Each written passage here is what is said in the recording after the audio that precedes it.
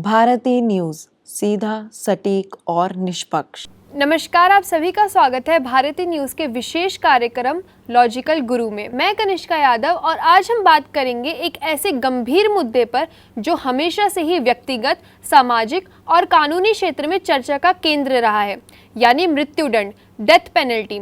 इसके बारे में क्या ये सज़ा इंसाफ है या मानवता के खिलाफ है, इस पर लोगों की अलग अलग विचारधारा है और आज के शो में हम इन विचारधाराओं को समझने की कोशिश करेंगे। तो चलिए शुरू करते हैं।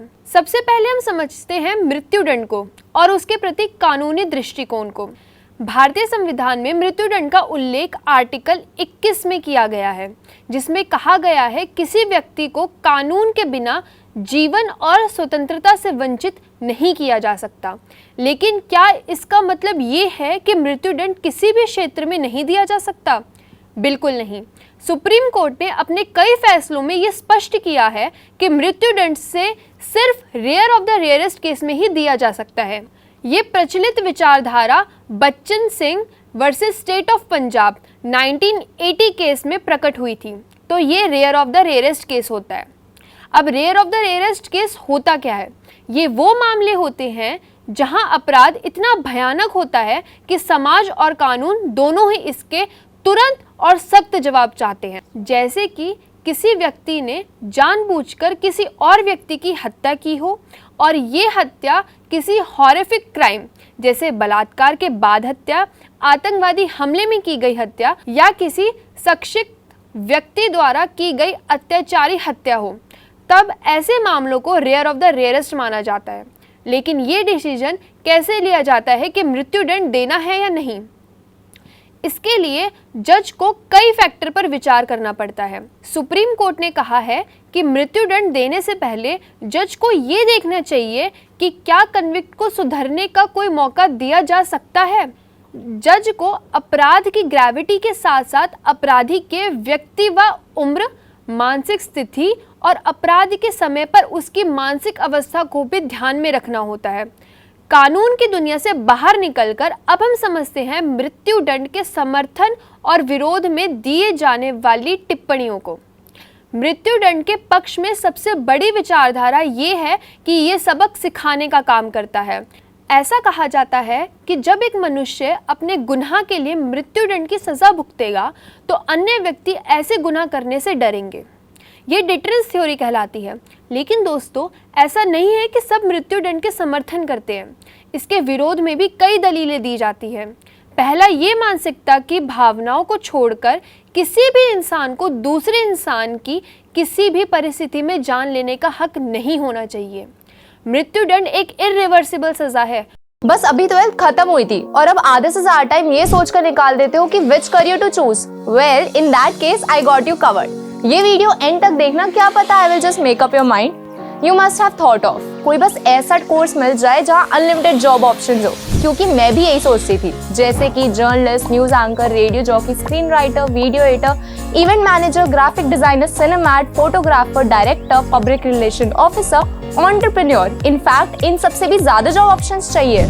तो just choose BAJMC as your career. BAJMC is not just about theory but plenty of practical knowledge too. BAJMC as a course आपको provide करता है वर्ल्ड की better understanding, meeting और working with people of top notch industry। और सिर्फ यही नहीं, BAJMC as a course आपको help करता है to grow personally and professionally too. So what are you waiting for? Choose BAJMC, क्योंकि इधर आपको मिलेंगी endless possibilities। और अगर किसी बेगुनाह को मृत्युदंड की सज़ा मिल गई तो उसका सुधार संभव नहीं है। ऐसे कई मामले देखे गए हैं जहां सालों बाद सबूत मिले और पता चला जिस व्यक्ति को मृत्युदंड दिया गया वो तो इसका हकदार था ही नहीं। तो इसी आधार पर हम कह सकते हैं जिस प्रकार एक व्यक्ति को दूसरे व्यक्ति की किसी भी परिस्थिति में जान लेने का हक नहीं है, उसी प्रकार किसी भी अदालत को गलत सबूतों के आधार पर किसी बेगुनाह की जान लेने का हक नहीं है। ये तो बात हुई आर्टिकल 21 की। अब हम बात करते हैं और देखते हैं कि फांसी की सज़ा से जुड़े एक और महत्वपूर्ण आर्टिकल 72। ये आर्टिकल राष्ट्रपति को एक विशेष अधिकार देता है, जिसके अधीन राष्ट्रपति किसी भी मृत्युदंड प्राप्त व्यक्ति को माफ़ कर सकता है, उसकी सज़ा कम कर सकता है या उसे बदल सकता है। इस अधिकार का प्रयोग कैसे किया जाता है, ये उनके विवेक पर निर्भर करता है। इस अधिकार के चलते कई बार मृत्यु दंड को उम्र कैद में बदल दिया जाता है। अब बात करते हैं मृत्यु दंड से जुड़ी एक और कानूनी प्रक्रिया, रिव्यू पिटीशन। जब किसी व्यक्ति को मृत्यु दंड दिया जाता है तो उसके पास अधिकार होता है कि वो सुप्रीम कोर्ट में अपने केस की पुनः सुनवाई की मांग कर सकता है। ये पिटीशन उसी बेंच के समक्ष रखी जाती है जिन्होंने असली वर्डिक्ट दिया होता है। ये प्रक्रिया इसलिए है ताकि कोई भी गलती को सुधारा जा सके। अंत में हम मृत्यु दंड को सोशल इम्पैक्ट के बारे में बात करते हैं। क्या ये सज़ा वाकई समाज में अपराध को कम कर पाती है? रिसर्च और स्टडीज़ ये दिखाती है कि मृत्यु दंड का किसी भी देश में अपराधी में डर का कोई खास असर नहीं पड़ता। यानी जहाँ मृत्यु दंड नहीं है वहाँ भी अपराध उतने ही होते हैं जितने वहाँ जहाँ सज़ा दी जाती है। इसका मतलब है कि मृत्युदंड सिर्फ डिटरेंस के रूप में काम नहीं करता।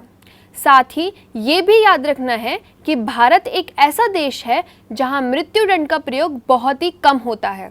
2015 के बाद से भारत में अगर देखा जाए तो मृत्युदंड की सज़ा ज़्यादातर केसों में या तो सज़ा दी ही नहीं गई या उसे उम्र कैद में बदल दिया गया। तो दोस्तों, मृत्युदंड के मामले में कई प्रश्न उठाने लायक है। क्या यह सज़ा वाकई एक निर्दोष इंसान को दी जा सकती है?